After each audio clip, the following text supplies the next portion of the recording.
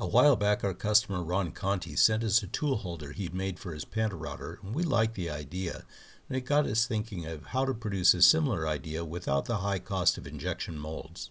Through numerous iterations during the R&D process, we came up with some pretty cool innovations that make these tool holders easy to install and really easy to use.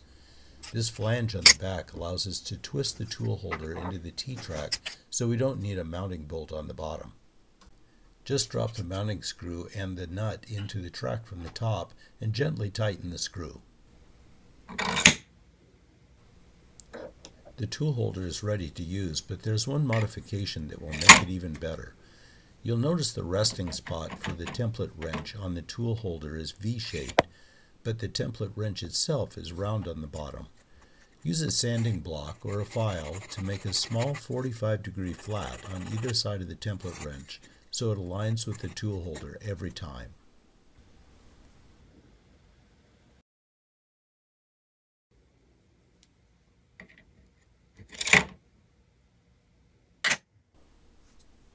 We like this spot for the double-ended centering jig because the point is out of harm's way, but it's not the easiest place to get to for mounting.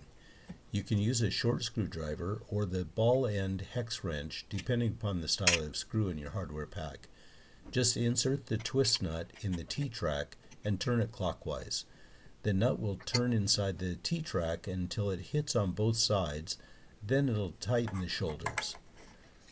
Gently tighten the screw and you're good to go.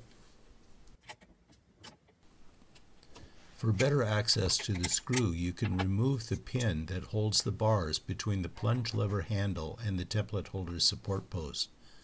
Remove the retaining clip and washer and pin, then move the handle to make it easier to tighten the mounting screw.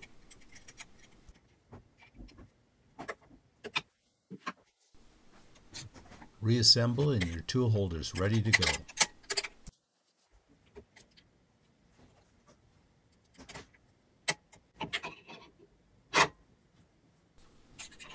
We spent a good deal of time on the geometry of the inside of the tool holder, and we think you'll really appreciate the way the centering jig slips in and out.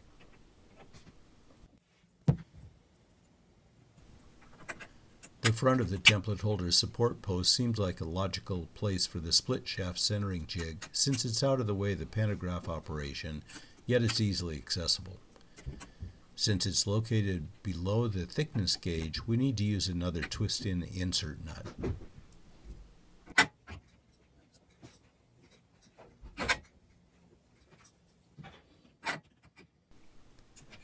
Another good place for the split shaft centering jig is on the template holder support post opposite the operator.